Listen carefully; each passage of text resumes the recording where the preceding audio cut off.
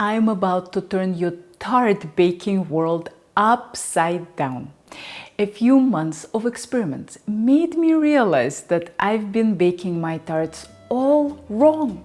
My new method is faster and easier than the traditional pre-baking of the crust, and it results in a crust that is both delicate and leak-proof.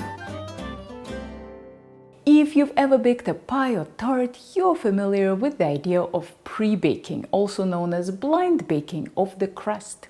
In other words, you line your pie or tart shell with parchment or foil, add some sort of weight like beans, rice, or ceramic balls sold in expensive cooking stores, and bake it.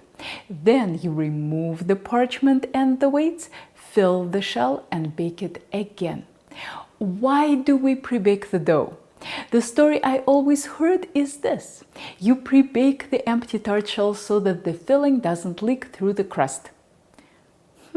But that would imply that any galette or double-crusted pie would be soggy on the bottom, right? Because for those, you can't pre-bake the crust. And yet, I can assure you that I've had plenty of pies and galettes with perfectly flaky and dry bottoms. If the dough is good, it won't leak. The only time you do need to pre-bake the crust is when using a custard. Custards have to be baked at a temperature that is too low for the dough. They also do a fabulous job cooling off the crust and keeping it gummy and raw.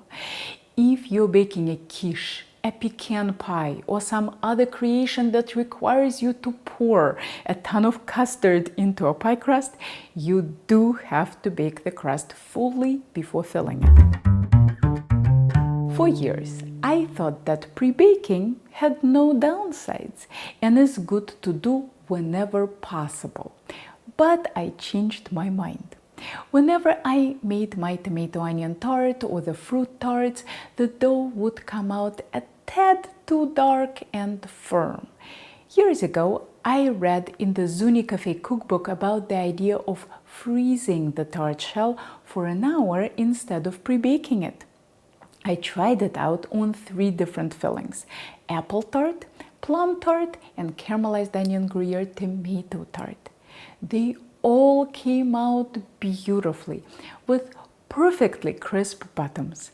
The only thing to be aware of is that sometimes the dough forms a little bubble in the center of the tart. Turns out it's not a problem at all.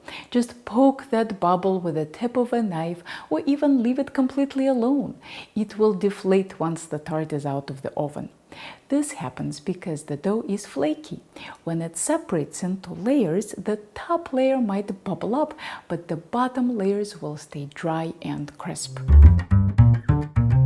Can freezing help you pre-bake for a custard tart faster because you won't need the weights? Unfortunately not. Here's what happened when I tried that. So don't throw away those pie weights just yet. For all non-custard tarts, here's the freezing procedure. Roll out the dough, fit it into the tart pan, poke gently with a fork without making holes. You shouldn't hear the fork touch the pan. Freeze uncovered for 1 to 2 hours. Fill relatively quickly to prevent the dough from defrosting, and bake starting at 400 degrees for about 20 minutes to set the dough, and then turning down the oven as needed for your tart. Another recent crust technique that I picked up from Chef's Steps is trimming the crust after baking. The most typical way to trim a tart is to fit the dough into the pan and then roll a pin on the rim of the tart shell, cutting off all the overhang. I find this to be a very risky maneuver. During baking, the tart walls often shrink.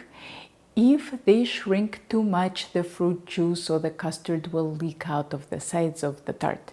To prevent this from happening, I used to trim the overhang to 3/4 of an inch and turn it back inside the tart. This reinforced the walls, making them both taller and sturdier, and reduced the possibility of juice overflow. Though I must say even that was a bit risky. Just look at the skish ready to spill out. Unfortunately, this technique also makes the walls a tad too doughy and the edges a bit too dark, since they stick out above the filling. But leaving the overhang in place until the tart is completely baked makes for very sturdy yet perfectly thin side walls. If your tart needs extra baking time and high temperature to thoroughly brown the filling, the edges might get too dark, but that's not a problem because you'll trim them off before serving. Pie and tart pans can be used for all kinds of doughs, from puff pastry to graham cracker crust and everything in between. I've only tested these techniques on pâte brisée, which is a flaky pie dough. The recipe for it is in the description below. I have no idea if this works for pâte sucrée, which is a sweet cookie-like crust. My go-to pie dough recipe is vodka pie dough made with a food processor, the one that Kenji Lopez-Alt developed while at Cooks Illustrated. I hope this video will help you this holiday season. Turns out you don't have to choose between a crust that's delicate and a crust that's functional. You can have your tart and eat it too. Here are more thought-provoking culinary videos for you to check out, and if you are ever in the Boston area, maybe I'll see you in one of my classes.